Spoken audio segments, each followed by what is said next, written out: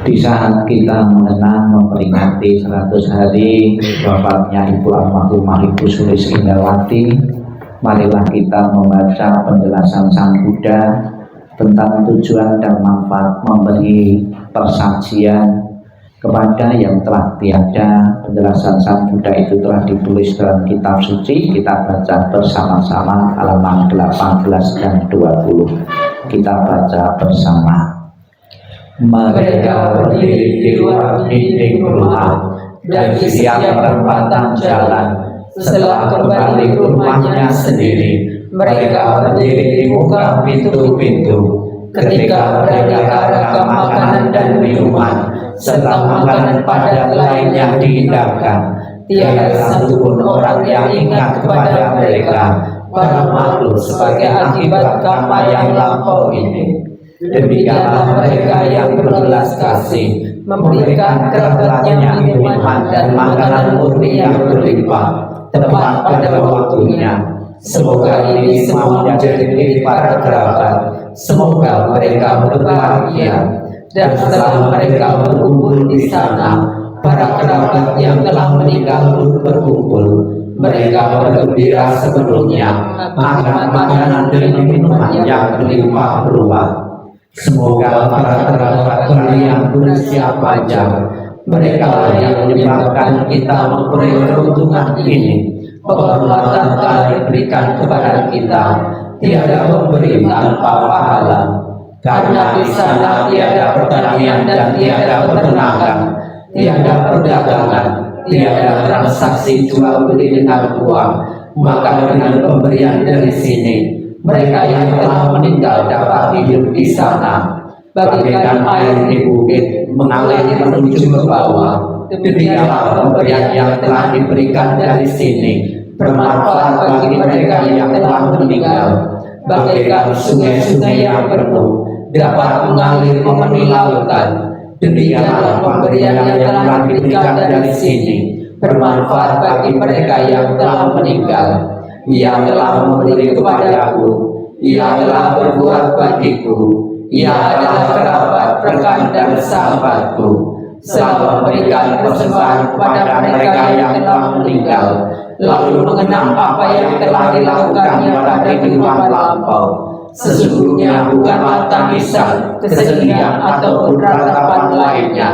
Demikianlah para kerabat berdiri di sana tanpa manfaat bagi mereka yang telah meninggal. Dan persembahan yang telah diberikan guna menopang sangka ini sesungguhnya demi kepentingannya akan menimbulkan manfaat untuk waktu yang lama. Kewajiban kerabat yang telah diterangkan ini adalah penghormatan yang telah dilakukan dengan sempurna kepada mereka yang telah meninggal, kekuatan yang telah diberikan kepada para biku, dan pahala besar yang telah kalian capai. 22.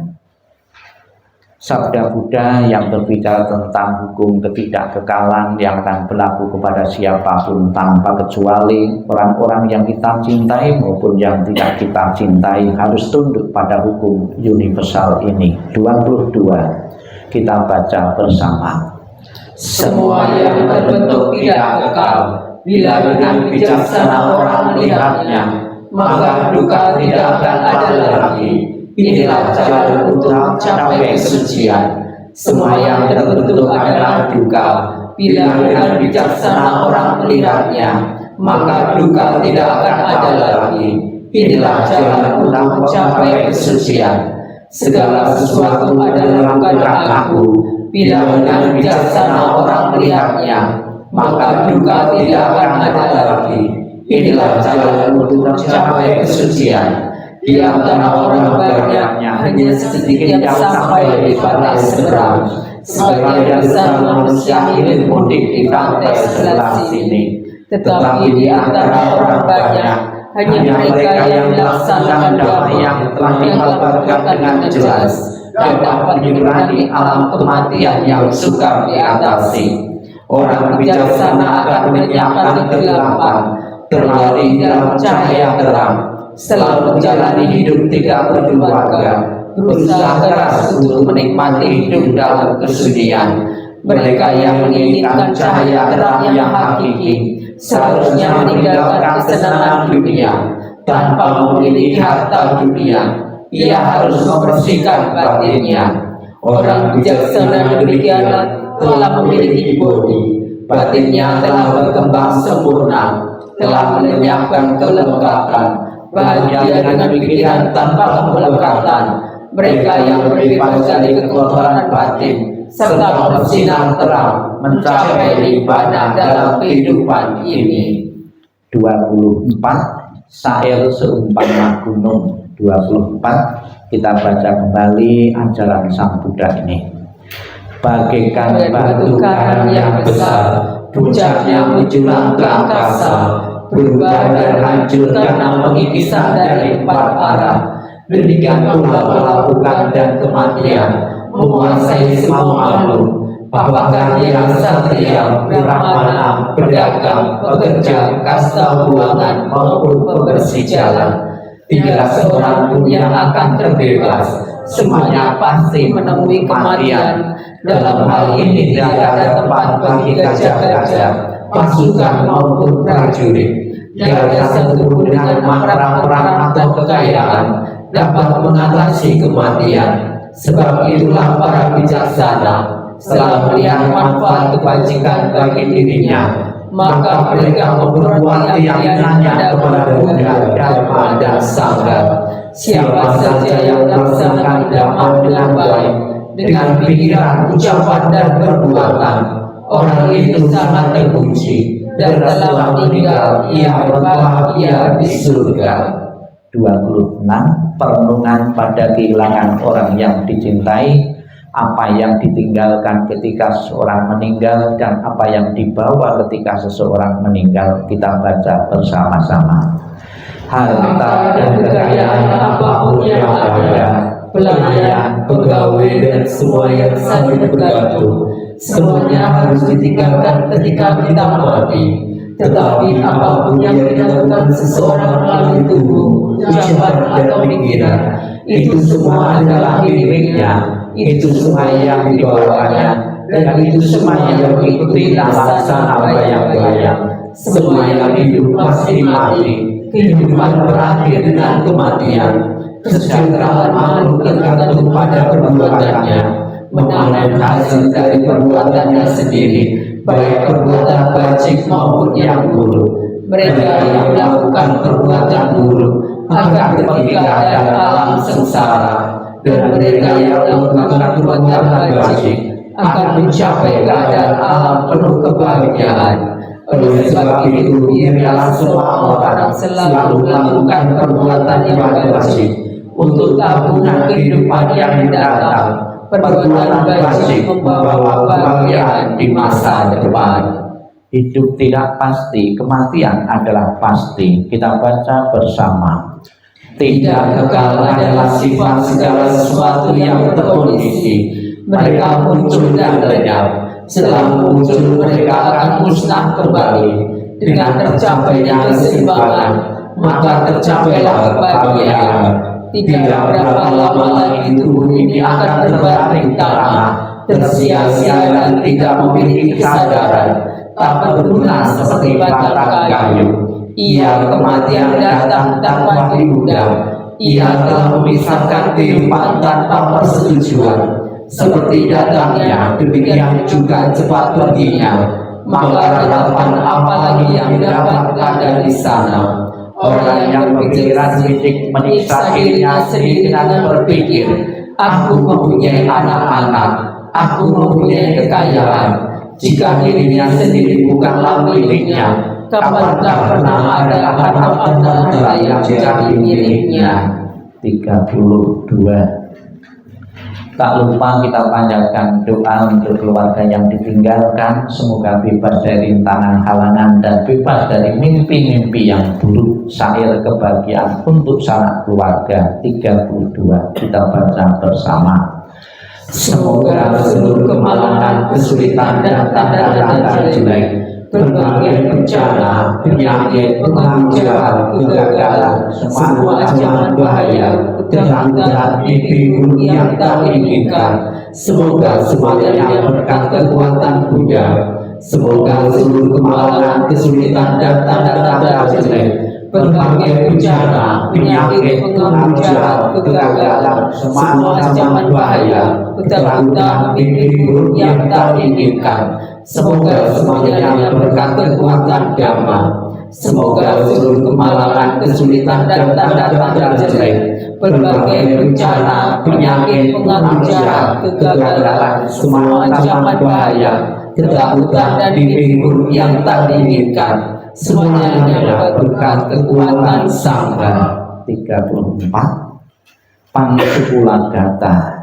Sang Buddha mengatakan segala sesuatu yang terbentuk tidak kekal adanya. Demikian pula almarhumah Ibu Sulis Indrawati pernah lahir, berkembang dan akhirnya mengalami kematian.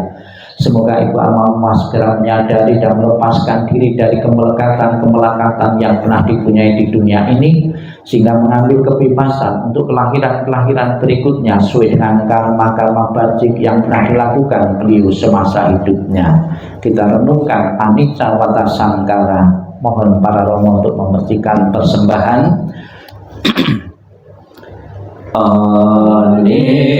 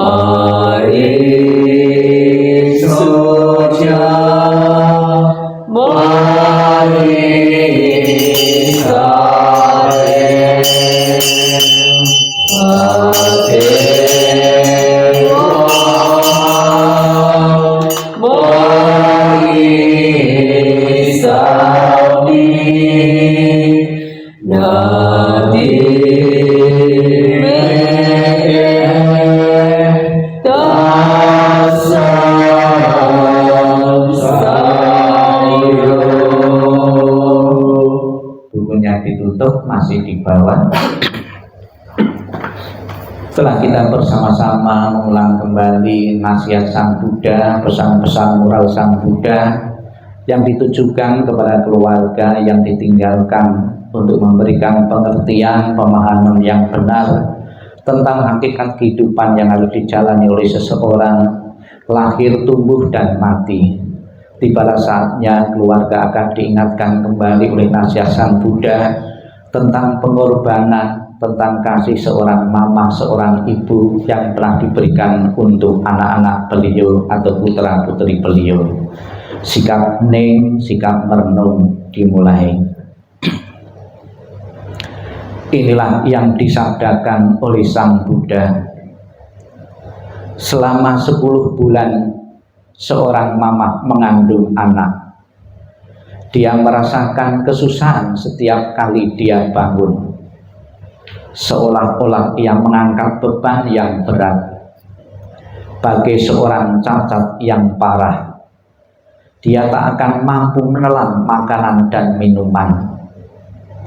Bila waktu 10 bulan telah berlalu dan waktu melahirkan telah datang, dia menderita macam kesakitan dan penderitaan supaya anak dapat dilahirkan. Dia takut akan kematiannya, seperti seekor babi dan domba menunggu untuk disembelih. Kemudian darah mengalir di atas tanah. Inilah penderitaan-penderitaan yang dialami oleh seorang mama. Setelah anak lahir, dia menyimpan apa yang manis untuk anak dan menelan yang pahit bagi dirinya sendiri. Dia menggendong anak dan memberinya makan serta membersihkan kotorannya. Tiada pekerjaan atau kesukaran yang tidak bersedia dia kerjakan demi kepentingan anaknya. Dia menahan rasa dingin dan panas. Tiada pernah menyebutkan apa yang telah dialaminya. Dia memberikan tempat yang kering untuk anaknya, dan ia sendiri tidur di tempat yang lembab. Selama 3 tahun dia memberi anak dengan susu adalah darah badannya sendiri. Orang tua terus-menerus mengajar dan membimbing anak-anaknya tentang apa yang patut dan bermoral. Selama anak tumbuh menjadi dewasa, mereka mengatur perkawinan bagi anak-anaknya dan menyediakan harta benda dan kekayaan, serta mengusahakan cara-cara untuk mendapatkan bagi anak-anak mereka. Mereka bertanggung jawab dan bersusah-susah sendiri dengan kerja dan semangat yang besar, dan tiada pernah membicarakan kasih sayang dan kebaikan mereka. Bila putra dan putrinya sakit, orang tua khawatir dan takut sehingga mereka sendiri mungkin jatuh sakit.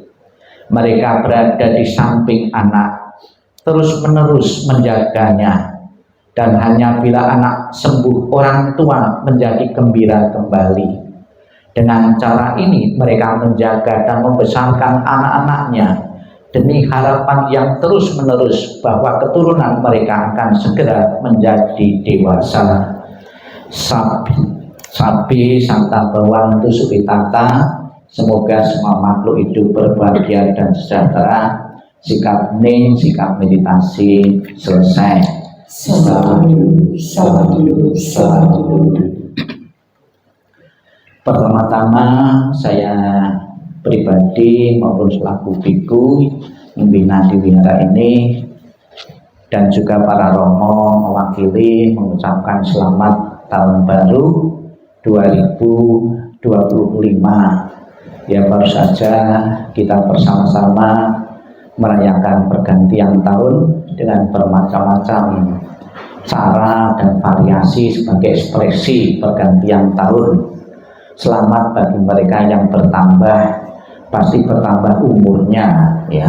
Saya juga bertambah umurnya jadi 30, jadi 54 ya, bertambah usianya, bertambah ya. Ada sesuatu yang bertambah umurnya, ada sesuatu yang mengalami kemerosotan, terutama penglihatan ya. Penglihatan, kemudian daya ingat ya. Tadi saya sempat diperiksa di atas ya, itu bermacam-macam ya. Ada 5 vitamin yang harus diminum. Kapan nanti sebelum saya ke Banyuwangi itu ya, sempat juga sudah terasa daya ingat saya lemah sekali. Mau ceramah itu keliru. Tadi juga keliru menunjukkan halaman karena faktor usia. Tidak boleh ya, tidak boleh bisa dipungkiri karena faktor usia. Maunya ya sehat terus ya, tapi ternyata usialah yang tidak bisa yang kita tawar-tawar ya. Bapak Ibu saudara sekalian yang saya hormati, pada kesempatan sore ini sengaja pembacaan doa itu saya variasi. Yang pertama pakai bahasa Mandarin, yang kedua pakai bahasa Indonesia, dengan satu tujuan biar anak-anak muda ya, anak-anak muda itu juga tahu yang dibaca ya. Sebab di kalangan yang muda-muda saya lihat di beberapa wihara itu ditonjolkan bahasa Pali dan bahasa Indonesia. Nanti kalau agama Buddha yang ditonjolkan bahasa Mandarin terus-menerus sifatnya itu balapan membaca ya, balapan itu lomba membaca cepat sekali atau takutnya nanti minat generasi muda itu kecil sekali. Dan juga dengan membaca bahasa Indonesia langsung dimengerti, pengertian pemahaman itu lebih jelas lagi. Ya jangan sampai dianggap agama Buddha agama yang tahayul, ya, itu tujuannya. Bapak Ibu saudara sekalian yang saya hormati, ada beberapa momen-momen yang dipakai oleh Sang Buddha untuk meningkatkan kesadaran spiritualnya dengan melihat beberapa peristiwa, terutama peristiwa kejadian kematian. Kalau orang-orang biasa itu melihat kematian itu sudah biasa, tapi bagi orang-orang tertentu, dicontohkan oleh Pangeran Siddhartha, ketika remaja kita pemuda mempunyai pemikiran-pemikiran yang berbeda dengan pikiran-pikiran umum. Ketika pertama kali Pangeran Siddhartha, remaja Siddhartha melihat orang mati, itu melakukan perenungan. Ada pembantu yang namanya Cana ini. Loh, itu apa? Kok digotong terus sebelah di sampingnya, kemudian di belakangnya pada nangis. Itu orang mati. Ya. Pertama kali mendengar kata mati karena memang dia seorang anak raja, melihat orang mati diusung ke kuburan itu menimbulkan kekagetan dan pertanyaan. Apakah semua orang bisa mati? Ya, dijawab oleh Cana, semua orang bisa mati. Terpikir dalam pikirannya ingin mencari obat, ingin mencari cara bagaimana bisa menghentikan orang agar tidak mati. Ya. Kalau pengertian umum kan mungkin tidak mungkin bisa kan gitu. Ya. Tapi bagi Siddhartha beda. Ada enggak cara obat untuk menghentikan dari kematian? Direnungkan terus, ada 4 peristiwa, salah satunya adalah orang mati. Kemudian pertanyaan dari Pangeran Siddhartha ini diajukan kepada ayahnya Raja Suddhodana. Saya akan menjadi seorang pertapa mencari jawaban, salah satunya kenapa orang bisa mati. Kemudian tidak mendapat izin dari Raja Suddhodana ini. Setelah tidak mendapat izin, Pangeran Siddhartha itu ngeyel, ya, ngeyel tetap mau keluar istana ini.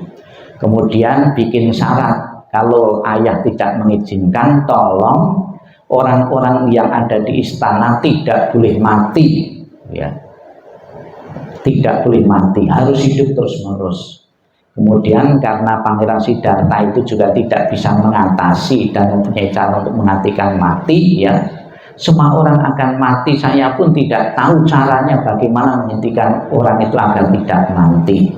Kemudian karena jawaban itu, Pangeran Siddhartha akhirnya memaksakan diri tetap meninggalkan istana untuk mencari jawaban kenapa orang bisa mati. Dan dia melakukan pertapaannya selama kurang lebih 6 tahun. Ya. Bapak Ibu saudara sekalian yang saya hormati, banyak sekali setelah Sang Buddha mencapai penerangan sempurna pun, mencapai kebudayaan pun telah memberi atau mendapat jawaban kenapa orang bisa mati. Dalam kesehariannya juga tidak lepas ketemu dengan orang-orang yang mengalami kesedihan, mengalami ratapan kepedihan karena ditinggal orang-orang dekat mati. Dicontohkan ketika ketemu Patacara, ya, dia kehilangan seluruh anggota keluarga. Suaminya meninggal karena digigit ular berbisa. Kedua anaknya yang satu hanyut di sungai mati, yang satunya dibawa burung elang.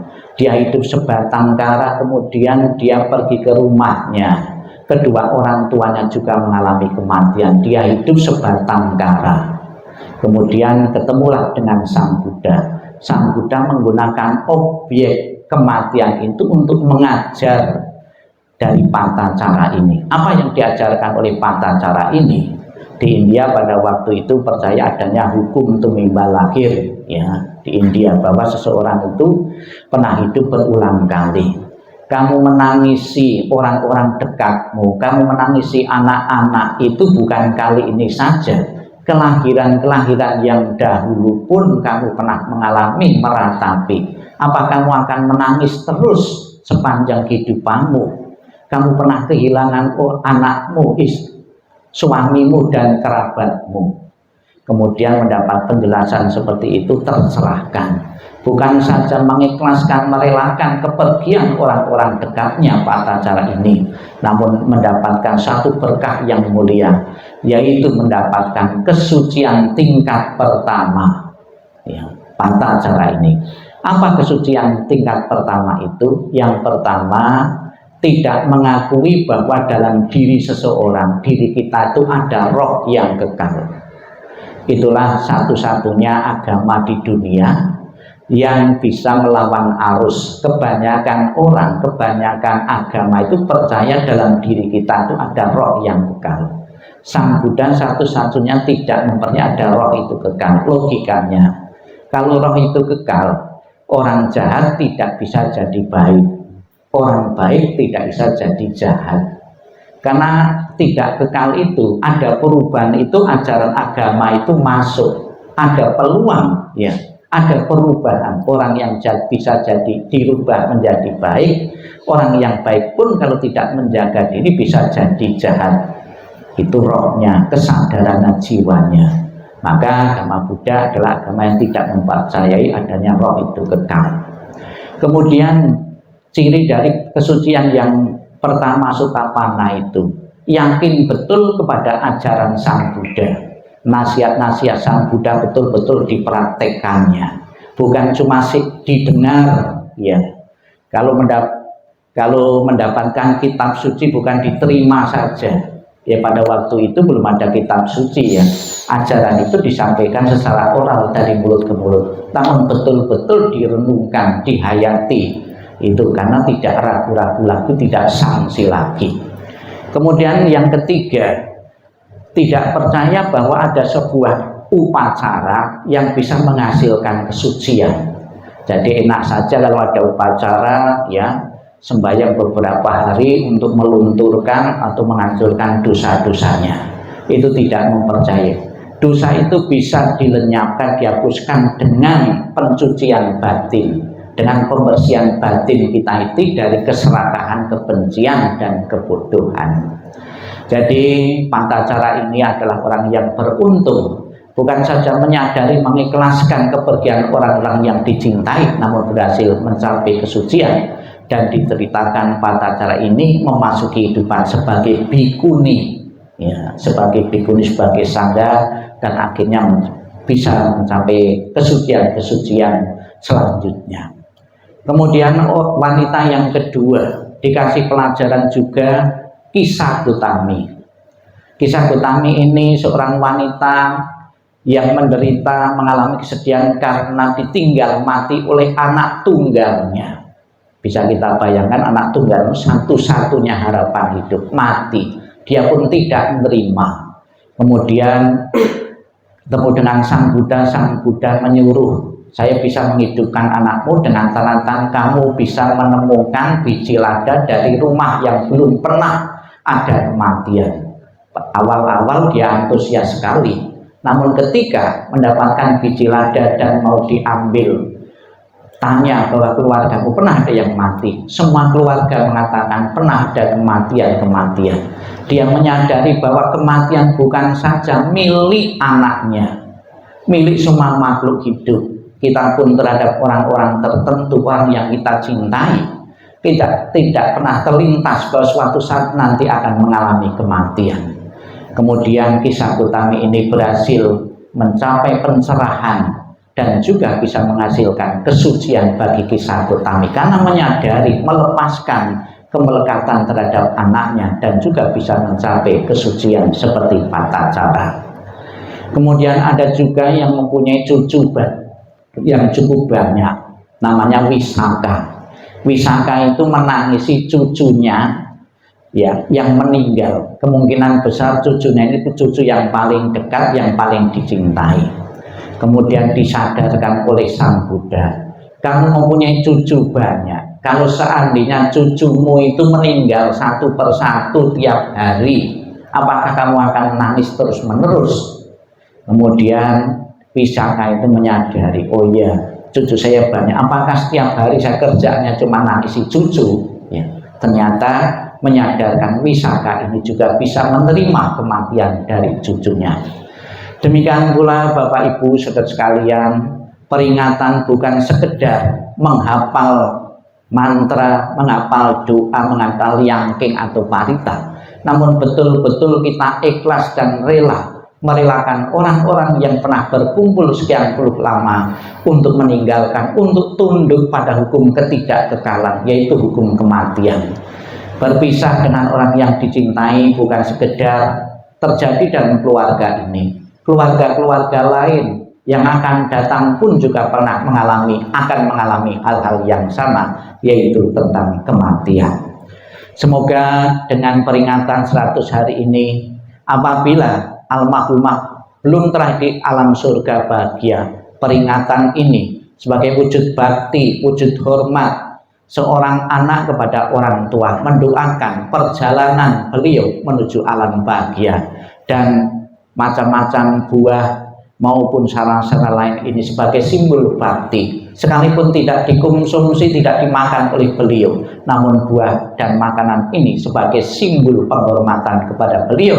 Semoga segera mengkondisikan perasaan bahagia arwah, dan dengan perasaan bahagia arwah itu akan mendorongnya telah di alam bahagia benar-benar terjadi.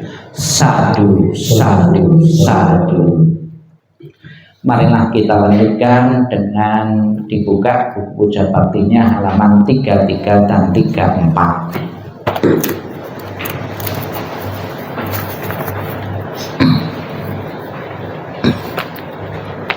Titik-titik kita isi dengan nama almarhumah, ya, 33 dan 34. Kita baca bersama-sama. Dalam segala kerendahan hati kami panjatkan doa kepada Sang Hyang Adi Buddha. Dalam segala sujud kami panjatkan doa kepada para Buddha yang telah mencapai penerangan dan kebijaksanaan sempurna. Dalam segala rasa bakti kami panjatkan doa kepada para bodhisatta mahasata yang penuh berkah. Semua kekuatan doa, cinta kasih dan kasih sayang yang telah kami lakukan bersama keluarga hari ini kami persembahkan kepada para dewa. Semoga para dewa turut bergembira serta memberikan dorongan bagi beliau yang terkasih, almarhumah Ibu Sulistri Indrawati. Dengan segala cinta kasih dan kasih sayang, doa kami limpahkan bersama kekuatan yang paling jasa kepada beliau yang sangat dikasihi oleh keluarga. Dengan segala persembahan yang murni, dengan kasih sayang yang tiada batas, dengan segala kerendahan hati dari seluruh sanak keluarga, dengan semua doa dari kebajikan besar yang telah ditunjukkan oleh segenap keluarga, semoga jasa-jasa ini melimpah bagi beliau yang terkasih, almarhumah Ibu Sulistri Indrawati. Dengan segala perlindungan Sang Hyang Adi Buddha, dengan semua karunia dari para Buddha, dengan segala kekuatan pahala para bodhisatta, dengan curahan kasih sayang para mahasata, dengan dorongan doa dari para dewa dan para brahma, semoga beliau segera memperoleh kehidupan penuh kebahagiaan dan kedamaian. Semoga kekuatan cinta kasih dan kasih sayang melimpah bagi sanak keluarga yang ditinggalkan. Semoga kekuatan ketulusan yang dalam dari sanak keluarga memperoleh berkah kebajikan dan kedamaian yang tiada taranya dari para Buddha bodhisattva mahasatwa. Semoga para dewa, para brahma dan para makhluk suci memberikan perlindungan bagi keluarga yang telah ditinggalkan. Semoga semua makhluk senantiasa bebas dari ketidaktahuan. Semoga semua makhluk berbahagia. Sapi santa bawantu sukhitata. Demikianlah doa rangkaian doa yang kita panjatkan dalam rangka 100 hari wafatnya Ibu almarhumah. Semoga dengan doa dan juga diikutkan function kapan hari di Banyuwangi betul-betul almarhumah telah di alam bahagia. Sadu, sadu, sadu. Marilah kita berdiri, kita menghormat di altar sebanyak 3 kali untuk mengakhiri rangkaian pembawaan doa ini. Hormat pertama, hormat kedua, hormat ketiga. Namo Amitofo. Namo Amitofo. Silakan foto bersama.